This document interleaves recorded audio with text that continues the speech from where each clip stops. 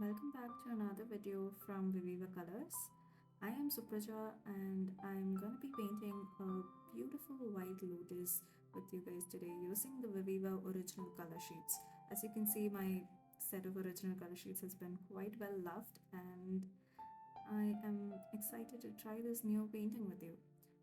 I have already tried a version on the left hand side. If you can see that, that was more of a study of like composition and how I want the leaves and the flower to look at the end.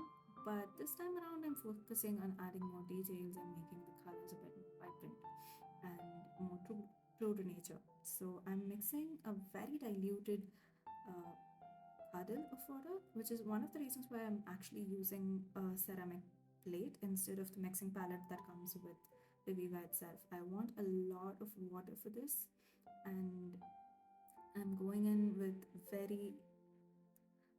barely any pigment on my brush, and I'm sort of almost drawing the petal shapes.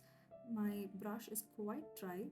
It uh, and I'm marking the shadow parts of the petal, if that makes sense.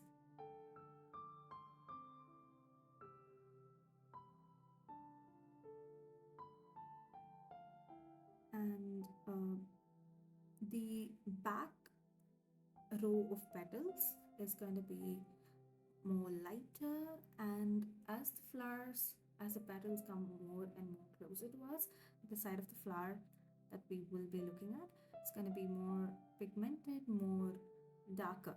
That's if you have light from the top right, which is what I am imagining for the scene, then the flowers at the back will be lighter and the flowers closer to us will be a bit more in the shadow.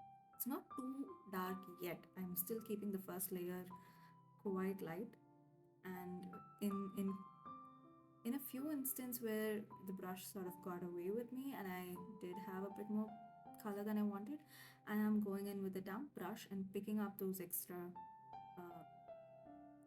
extra pigment that was there on the page. And uh, when you look at white flowers, you will notice that there are parts of the flower that is in shadow and there are parts of the flower that is in light.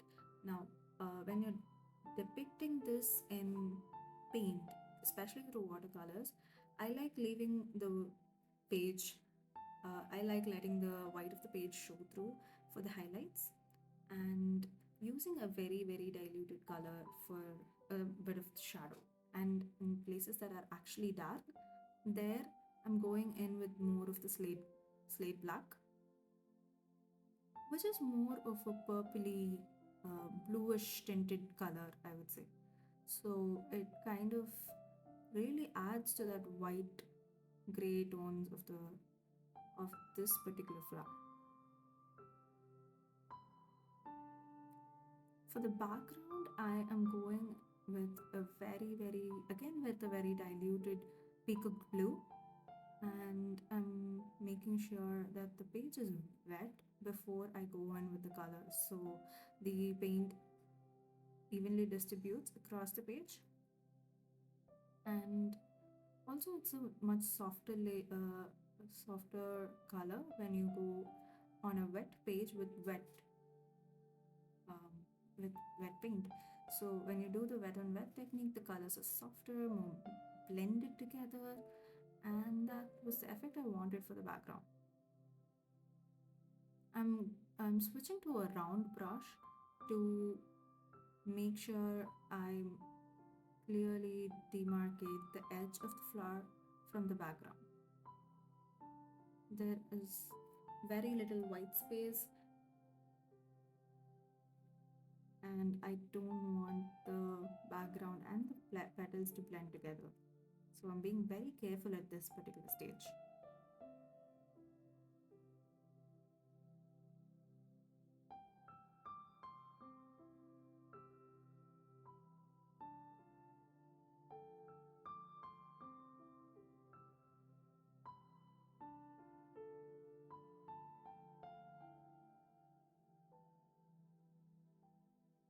Now I'm going in with a green, especially the Viridian green from this set is a beautiful sea green color and a sea green or turquoise color. I'm also adding a little bit of light green. A mixture of both of these colors would make for a lovely, lovely lotus petals. So I'm going in with these two shades. I'm keeping the petals closer to us in this lime green color and going for a pure viridian just to have like some more variety in the kind of foliage that's been surrounding this white lotus. And because the page is still wet, the background has not completely dried yet, some of these petals are going to bloom and feather out while like certain parts of the page right the top left has started to dry. I'm going with the tissue paper to blot out and pick up some of the color that was there on the page because it was looking a bit too dark for this particular stage in the painting. I'm also going in with a damp brush and spreading out the paint, again picking up the moisture from my with the help of my tissue paper, blotting it out and adding back just a little bit more pigment so it's not completely lighter than the rest of the page. And I'm going with the same viridian in a darker tone for the stem of the rose. So, sorry, stem of the lotus.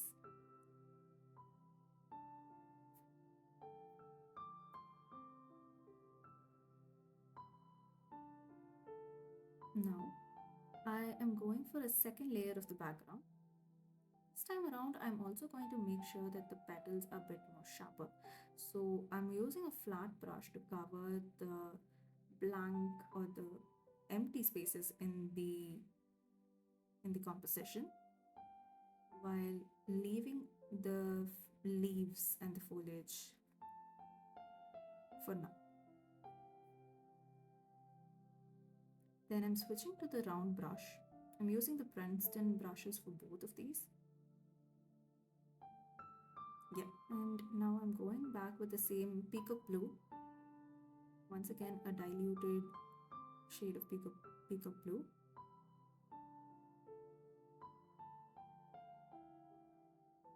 And making sure that this time around they're covering the edge of the leaves and also marking that indentation that's iconic for lotus leaves.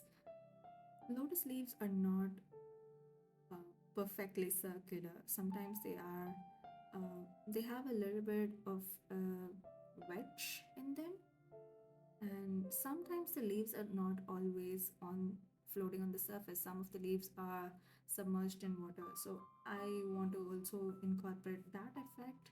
I think the leaves that are closer to us are going to be more visible, while the ones that are towards the back of the flower is going to be a bit more submerged, a bit more out of focus, which was the original plan. I'm using the peacock blue almost, I'm kind of using that as a way to negatively paint around the leaves. I'm painting the water around the leaves and adding the notch or the mark around the leaves, leaving the leaves itself as green as they are.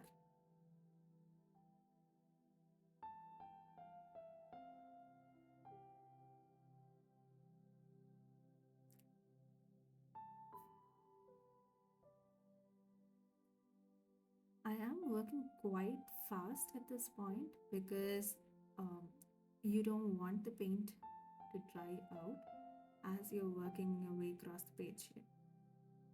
But this might not be as much of an issue in colder climates. It's just in India right now, it's the beginning of summer actually, and the humidity is going up, and everything is drying up in minutes. So I have to be extremely fast at this point.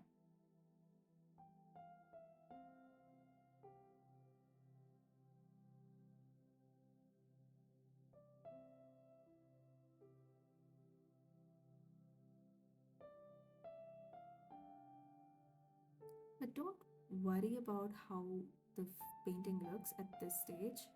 We're still in the process of uh, finessing the painting, and the the rough edges, the white spaces, we can manage all of them in due time.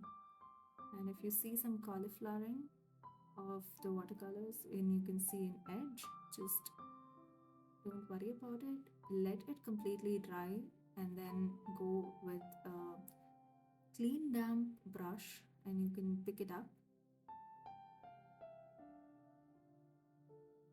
Almost erase the cauliflowering of the background.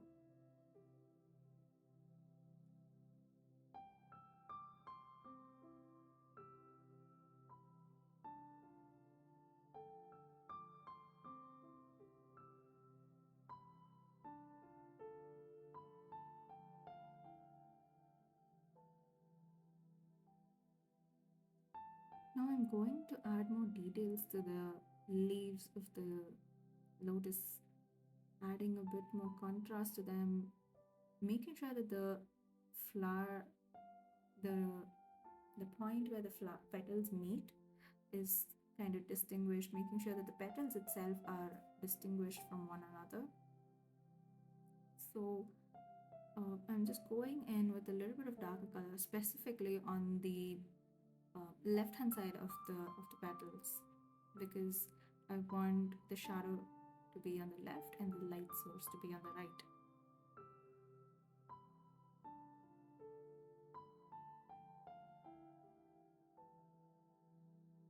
If at any point you think you've added a bit too much paint, too much darkness to the flower, always go let it dry.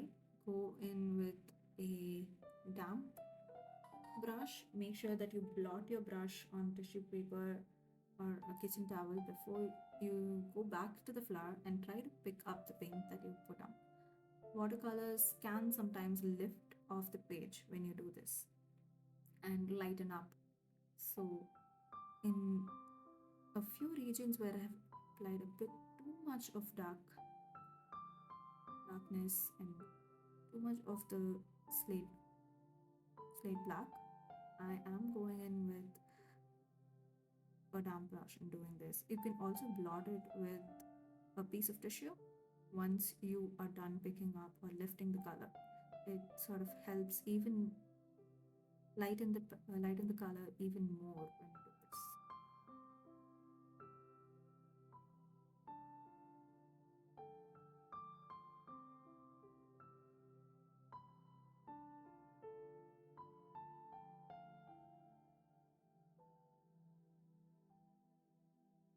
At this point, you sort of zone out and just start to see the shapes of the petals come to life and forget about everything else that's happening in your life.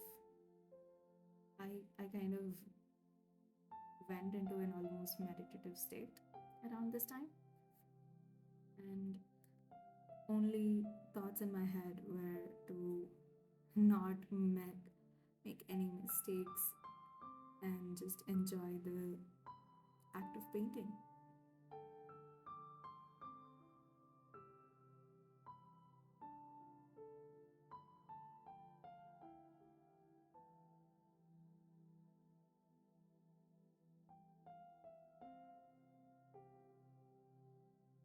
There's not much to say about this particular stage in the painting process because I'm doing pretty much exactly what I did before. I'm adding more contrast wherever I see that the flower needs a little bit more definition, the petals need a little bit more detail. I am going back in with a darker color. At this point, I'm using almost pure slate black, It's probably slightly diluted, and this is the color that's actually dried off on my palette right now. It's like it's off screen. I did not realize that, but um, yeah, the paint on my palette is completely dry, so there's not much water on the palette or on my brush, and I'm going in with pure pigment at this point.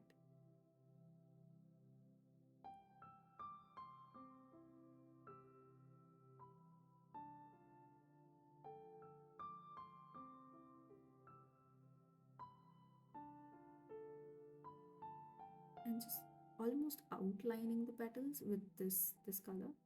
Again, making sure that I'm outlining more on the left side rather than on the right of the petals, because my light is going to be from the right. So the petals will have a more darker edge on the left hand side where there is a shadow.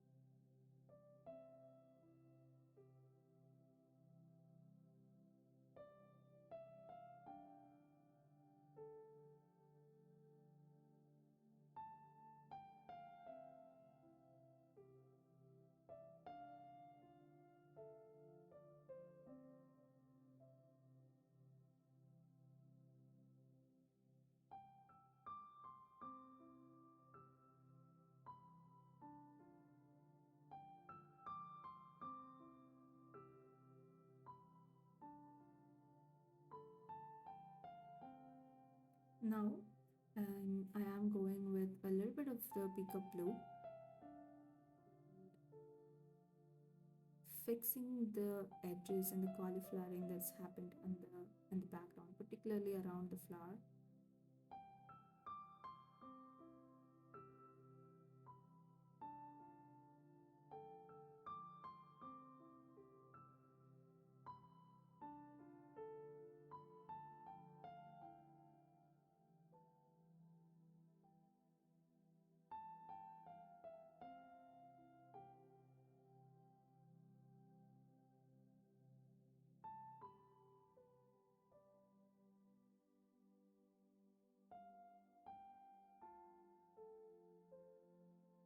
I'm also taking this time to check for any white spaces around the petal, any area of the flower, around the flower, that I have left untouched.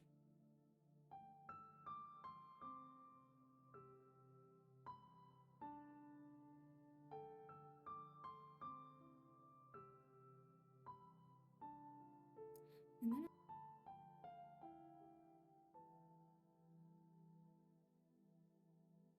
I'm going in with a mixture of viridian and light green to create the lines or the veins on the leaves. Like, this is again a very diluted mixture, so there's barely any paint on my brush.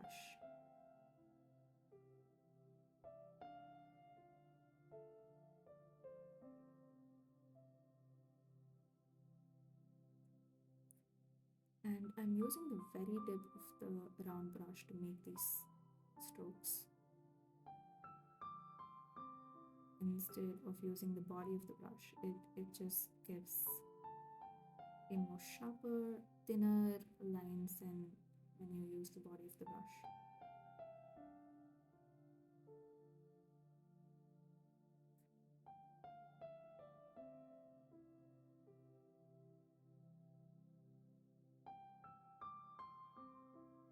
Here I'm trying to make the top right leaf look like it's submerged in water.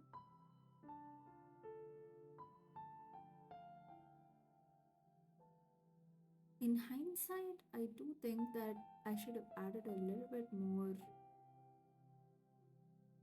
pizzazz to the water itself. The peacock blue is very, very pretty, but I do wish I had a bit more variation in the background. Perhaps a slightly lighter uh, color on the right hand side top corner, and then gradually moving to a darker shade. But um, I'm quite happy with how it turned out. Maybe I should probably give this another go at some other point, but for now, I'm really happy with how this painting has turned out.